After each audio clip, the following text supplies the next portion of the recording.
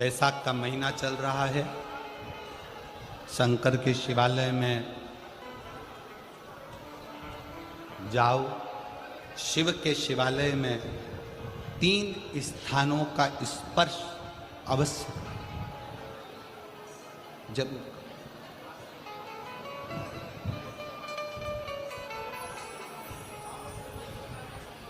किसी किसी मंदिर में शंकर जी के शिवलिंग को छूने नहीं देते, जैसे दक्षिण साइड में, साउथ में।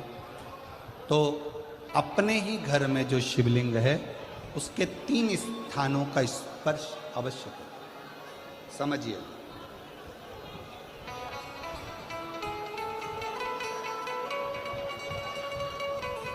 पहला शंकर भगवान के जहाँ से जल बहता है उस स्थान, ये जलाधारी है, जल बहता है, ये शिवलिंग है। यहाँ से जो पानी नीचे की ओर जाता है उस स्थान का स्पर्श अवश्य करें। दूसरा, शिवलिंग का जो गोल भाग है उस गोल भाग में कहीं पर भी अपनी हथेली का स्पर्श अवश्य करें। तीसरा, शंकर भगवान के शिवलिंग का जो ऊपर का भाग है वहाँ अपने अस्त्र का स्पर्श अवश्य करें। तीनों स्थान पर ब्रह्मा, विष्णु और महेश का स्मरण करते हुए जब बैसाख महीने में आप शंकर भगवान को जल समर्पित करें। शिव जी को जब बैसाख के महीने में जल दिया जाए तो दोनों हाथ से अंजलि में कलश रखकर शंकर भगवान की अपने हाथ की अंजलि में जल रखकर शिव जी को जल अवश्य समर्पित करें। शिवरात्रि के बैसाख महीने की शिवरात्रि पड़े, बैसाख महीने की प्रदोष पड़े तो एक बेलपत्र शंकर को अवश्य समर्पित करें। मान लो गर्मी बहुत तेज है, पेड़ों पर बेलपत्र नहीं मिले तो एक दुर्वा शिव को अवश्य समर्पित करें। मान लो बहुत तेज गर्मी पड़ने पर, या रतनगढ़ में तो हम देख रहे हैं रजी रज धूली धूल इतनी है, मिट्टी इतनी है कि यहाँ तो दुर्वा मिलना भी बड़ा मुश्किल है। तो एक चावल का दाना शिव को जरूर समर्पित करो, उतने में।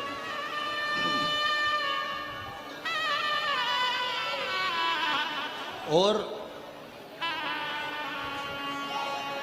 बैसाख महीने में सबसे ज़्यादा जरूरी है, जो सबसे ज़्यादा जरूरी है बैसाख महीने में, वो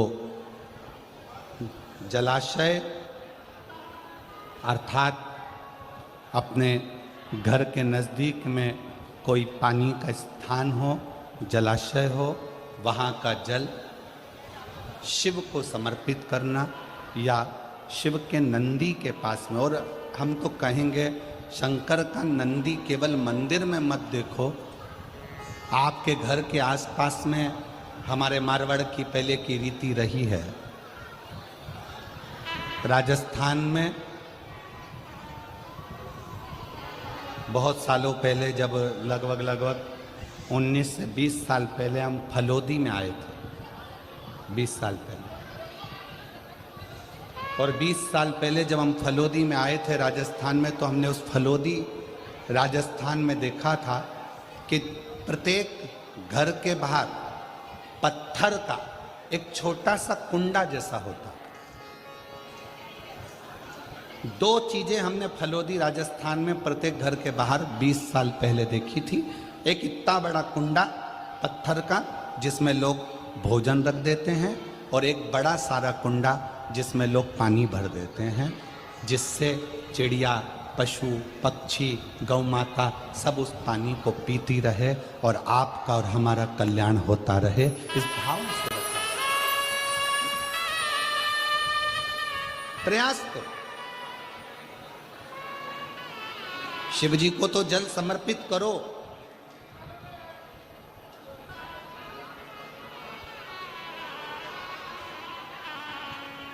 साथ में कोई जीव का भी अगर कल्याण हो जाए आपके एक लोटा जल से, तो उसको भी करें। उसको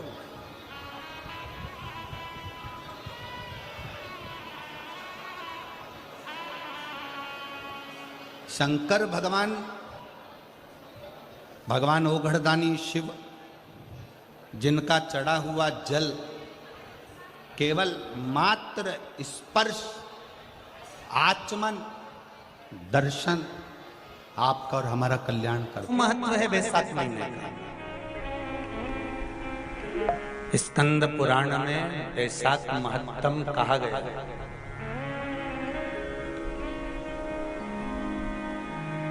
शिव महापुराण में भी वैशाख के महत्व का वर्णन किया गया है। अग्नि पुराण में भी वैशाख का महत्व दर्शाया। कितना, क्यों इतना महत्व है? जिसको माधव मास भी कहते हैं। वैशाख को केवल वैशाख मास में माधव मास भी कहा जाता है। कितना महत्व उसका, कितना।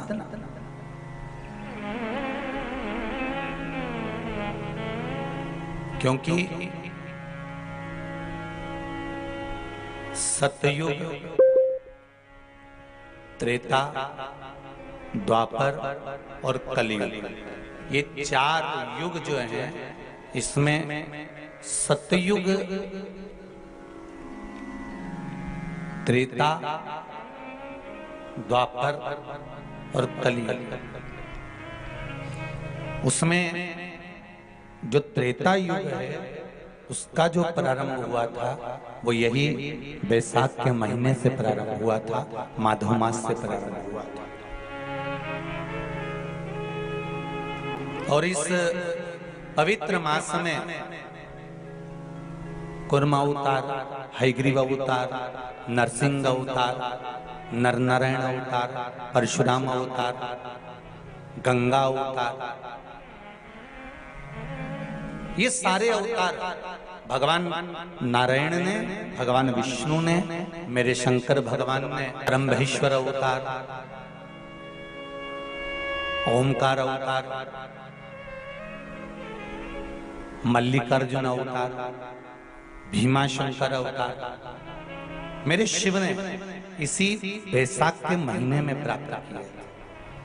मेरे नारायण ने परशुराम अवतार, नारायण अवतार, स्वयं हयग्रीव अवतार, कुर्म अवतार, नरसिंह अवतार, ये सारे जितने अवतार हैं मेरे भगवान विष्णु ने इसी वैशाख महीने में प्राप्त किया। ऐसे कई अवतारों का दर्शन हमारे को वैशाख महीने में हो जाता है।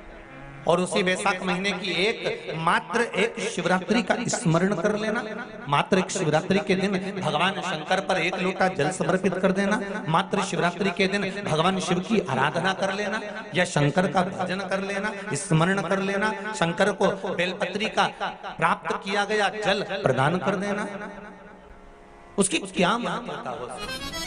ये वैशाख का महीना चल रहा है।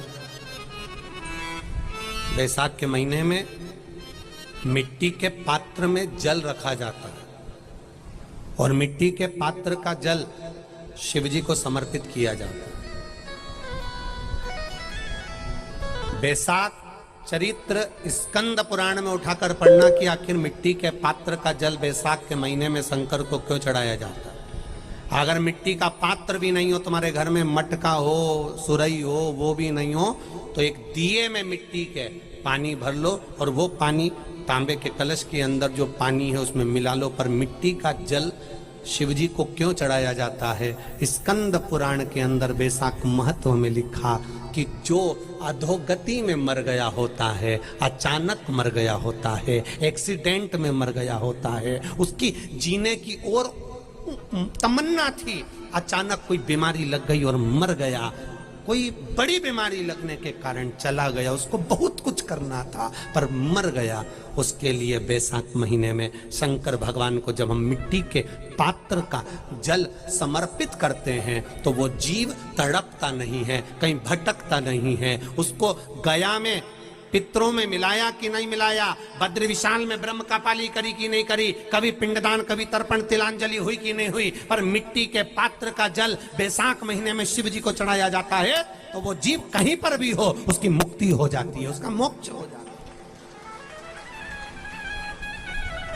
भले एक दिए, अगर आपके पास मिट्टी का मटका नहीं है, आपके पास मटका नहीं, सुराई नहीं, मटकी नहीं, मिट्टी का कोई पात्र नहीं, कोई तारवा नहीं, तो आप दिए के अंदर भी जल भरकर उसको तांबे के लोटे में मिलाकर शिव जी को चढ़ा सकते हो। बैसाख महीने में वो जिस नारी के गर्भ में बच्चा 1-2 महीने का, 4 महीने का, किसी का गिर गया हो, बच्चा चले गया, 2 महीना, 4 महीना, 6 महीने का समाप्त हो, उसको चढ़ाना चाहिए बैसाख महीने में शिव को जल, मिट्टी के पात्र का जल। परिवार में कोई अधोगति में चले गया, चढ़ाना चाहिए मिट्टी के पात्र का जल, शिव को समर्पित करना चाहिए। बैसाख के महीने में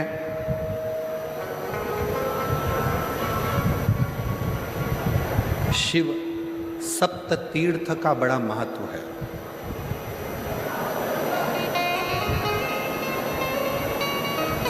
जिस नारी को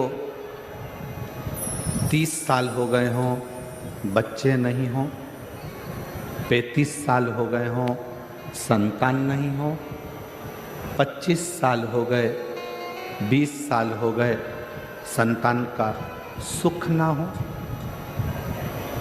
और डॉक्टर ने कह दिया कि कोई बहुत बड़ी बीमारी किसी व्यक्ति को है, रोग बड़ा, बीमारी बड़ी है,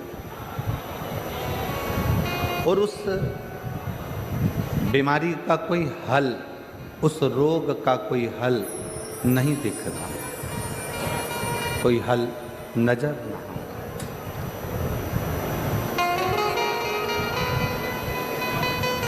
कोई हल दिख ना रहा, तो बैसाख महीने में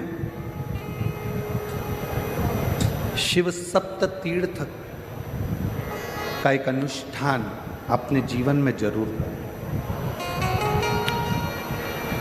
मट्टी के पात्र में जल भरना और मट्टी के पात्र में जल भरकर प्रतिदिन रोज 7 दिन का ये नियम होता है सप्ततीर्थ का। सप्ततीर्थ बस विराम जो है उसका प्रदोष के दिन होना चाहिए,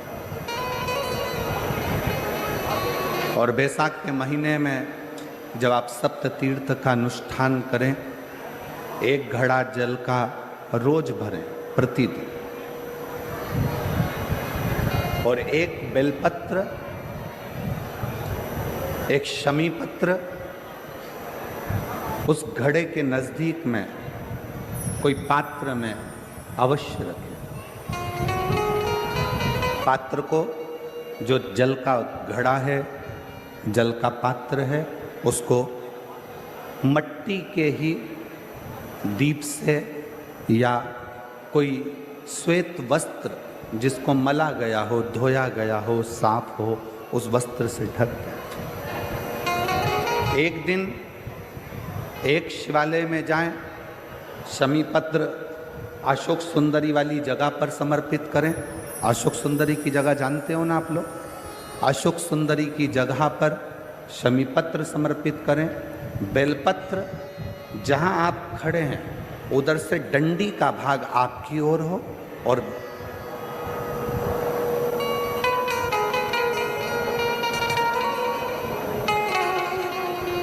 जहां आप खड़े हैं वहां डंडी का भाग आपकी ओर हो और बेलपत्र शिव जी को समर्पित करा जाए।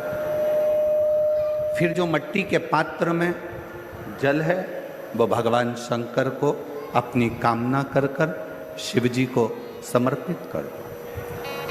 संतान के लिए कर रहे हो तो वहीं से जल को एक कटोरी में, एक पात्र में झेल लीजिए।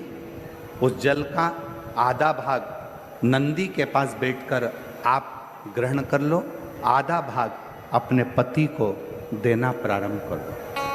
कोई रोग के लिए कर रहे हो, किसी बीमारी के लिए कर रहे हो, तो वो जल आप अपने घर की देहली में प्रवेश करने के पहले अपने मुख में उसको ग्रहण कर लें।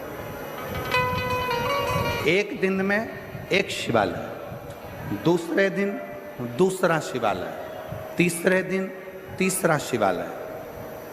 अगर अपने नगर में, अपने गांव में, अपने क्षेत्र में 7 शंकर के मंदिर नहीं हो, यदि अपने गांव में, अपने नगर में, अपने क्षेत्र में 7 शंकर के शिवालय नहीं हो, तो मिट्टी का शिवलिंग बनाकर उस पे चढ़ाओ, पर रोज एक शिवालय अलग होना चाहिए प्रतिदिन। प्रदोष के दिन जब आप इस सप्त तीर्थ का विराम करेंगे, उस समय पर जल, जब प्रदोष काल आए, प्रदोष काल का जब समय हो जल चढ़ाओ सुबेरे, पर प्रदोष काल का जब समय हो उस जल का पान उस प्रदोष काल में कर लेना। प्रदोष को, जो प्रदोष काल में उस जल को शंकर का पंचाक्षर मंत्र नमः शिवाय, षडाक्षर मंत्र ओम नमः शिवाय या श्री शिवाय नमस्तुभ्यम बोलकर प्रदोष काल में उस जल का पान करें। बाबा को प्रार्थना करें, शिव से विनय करें। ये नियम केवल बैसाख के महीने में होता है, इसको बाकी के महीने में नहीं किया जाता है। इसको बाकी के महीने में नहीं करते, केवल बैसाख।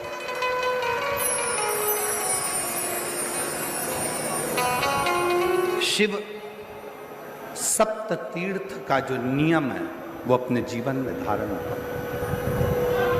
और हम तो कहेंगे, शिव महापुराण की कथा श्रवण करने वाले प्रत्येक बेटा बेटी से,